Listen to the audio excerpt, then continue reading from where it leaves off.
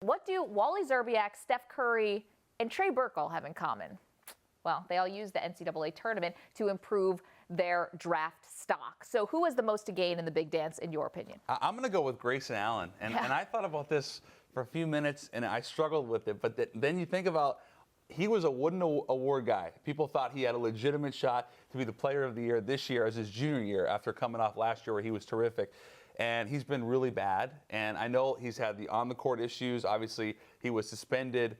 But you think about his resurgence of late. Played really well in the ACC tournament. I saw him in Brooklyn. He looked like he was comfortable. My only thing with Grayson Allen right now is he comfortable coming off the bench sometimes? Because late in games, he's actually sitting. So I wonder how much, the confidence factor he'll have. I also wonder with Duke, how much they'll rely on him, because really Kennard and Jason Tatum have become their go-to guys. So I think he has a lot to gain, and I would even say he has a lot to lose as well, because if he plays poorly, there's really no doubt in my mind he'll come back for his senior year. Mine is Lonzo Ball, and Okay. Here's why. I think that he is really the only other person playing in this tournament that has a shot to get to the #1 overall pick in the NBA draft. And listen, I don't have to tell you about LeVar. He can clearly speak for himself. Yeah. But listen, if Lonzo ends up being a one and done in this tournament, if they go out early, unfortunately, a lot of what LeVar had to say is going to come back to hurt Lonzo, and I think it might hurt in the eyes of the NBA scouts as well. We're all wondering how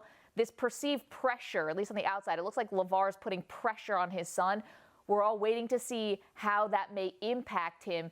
If he leads UCLA to the Final Four, to the championship game, to a title, I think scouts might say, wow, this is a mentally tough person who we don't have to worry about what Pops has to say, and we can feel comfortable taking him #1 overall.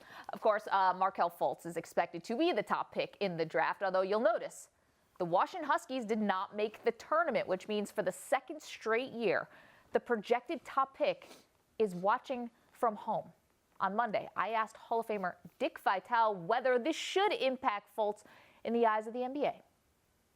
Well, you like to have players that have a winner's mentality, and you start to question, how could a kid be a #1 potential player coming into the NBA and he can't carry his team to the fact of even being a little better than mediocre?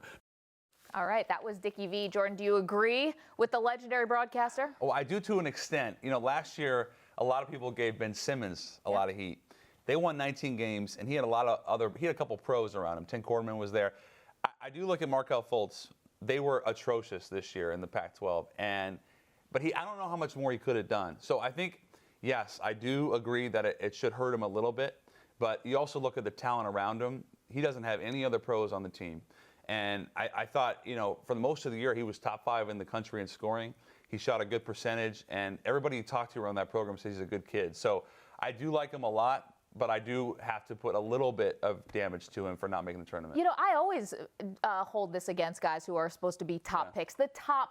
I mean, I'm not going to say Damian Lillard because he never got there with Weber State, a one bid in a one-bid conference. I'm not going to kill guys like that. But I think it does hurt the draft stock. I think it happened to Klay Thompson. He never made a tournament from Washington State. I think it hurt Paul Millsap. Louisiana Tech never made the tournament. Nerlens Noel, I think, had a shot to be the #1 pick. That Kentucky team just could not get it together, and I think it hurt him. I mean, not that much. He still has a top 10. Yeah. But I do think that it deserves to be said, especially when you come from a Power 5 conference where, like Dick Vitale was illustrating there, you really have to be 500. Yeah. I mean, you don't have to, carry your team to an undefeated conference record, but you got to win a couple games. They were single-digit wins. They were as bad. I think they were like the third lowest rated RPI for a major 5 conference. So there's definitely some heat there.